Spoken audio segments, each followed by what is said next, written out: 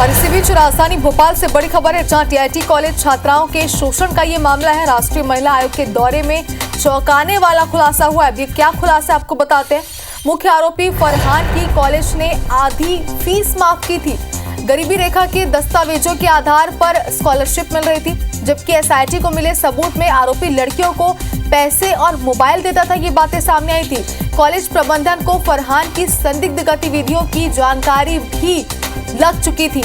तो देखिए, एक के बाद एक कई बड़े खुलासे हमारे सहयोगी हरप्रीत हमारे साथ फोन लाइन पर जुड़ चुकी है। हरप्रीत, देखिए, एक तरफ गरीबी रेखा के तहत जो चौंकाने वाले खुलासे हुए, जो पैसों की माफी यहाँ पर की जाती थी, वो अलग बात है। दूसरी तरफ वो जो लड़कियां थी जिन्हें वो अपना शिकार बनाता था, उन्हें वो पैसे मोबाइल देता था। क्या समझे इस मामले को?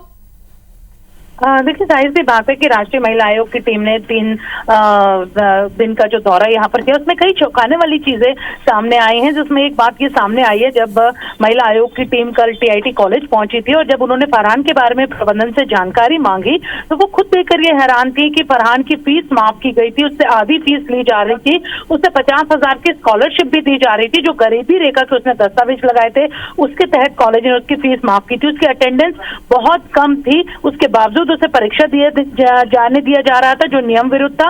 और इस बात की भी यहाँ पर देखकर हैरान हो गई जो महिला आयोग की टीम है कि गरीबी रेखा का ये युवक था जिसकी फीस आधी कर दी गई थी, जिसे स्कॉलरशिप मिल रही थी, लेकिन लड़कियों पर वो खासा खर्चा कर रहा था। क्योंकि जब एसआईटी की रिपोर्ट देखी गई तो उसमें फरहान ने ना सिर्फ लड़कियों को पैसे दिए हैं, बल्कि उनके मोबाइल उन्हें खरीद कर दिया, और उन मोबाइल का जो पैसा है, किश्त है, वो फरहान ही दिया करता था। तो समझा जा सकता है कि महंगे गिफ्ट, मोबाइल देना, उन्हें रेस्टोरेंट में ले जाना, उनके खाते में पैसे डालना, शॉपिंग का खर्चा उठाना, आखिर एक गरीब छात्र कैसे उठा सकता है जिसकी खुद की आधी फीस कॉलेज प्रबंधन ले रहा है। इस पूरे मामले में संदिग्ध भूमिका कॉलेज प्रबंधन की भी अब सामने आई है, और इसके साथ ही एसआईटी अब कहां से फंडिंग फरहान को हो रही थी, ये भी यहाँ पे जांच रही है। जी हरप्रीत, लेकिन एक बात और आपसे भी समझना चाहते हैं, क्योंकि कई आपने जो महत्वपूर्ण बातें बताई है, उसके अनुसार नियमों के विरुद्ध यहाँ पर कुछ काम किए गए हैं। जिम्मेदारों ने इस पर कोई जवाब दिया? क्योंकि देखिए, टीम तो अपना काम करेगी, जांच तो की जाएगी, लेकिन उन्होंने क्या जवाब दिया इस पर?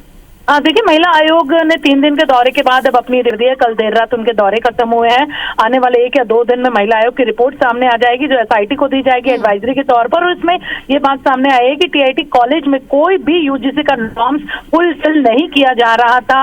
ना तो वहां पर छात्राओं को कोई सुविधा दी गई थी, ना ही वहां पर रैगिंग, एंटी रैगिंग को लेकर कोई कमेटी थी, ना ही छात्राओं की शोषण का ये मामला ऐसे कोई प्रोफेसर था जिसको छात्राएं बता सकती हैं। ये तमाम वो चीजें हैं जो कॉलेज प्रबंधन की भूमिका पर सवाल उठाती हैं कि एक ऐसा कॉलेज जहाँ पे 17,000 से ज्यादा छात्र छात्राएं पढ़ाई कर रहे हैं, लेकिन उनको सुविधा के नाम पे कुछ भी नहीं है। फीस जरूर यहाँ पर ले ली गई थी, जैसा कि प्रबंधन दावा करता है कि देखिए, कई बड़ी लापरवाहियां भी है जो कॉलेज प्रबंधन के द्वारा की गई है। फिलहाल बहुत शुक्रिया आपका पूरी जानकारी के लिए।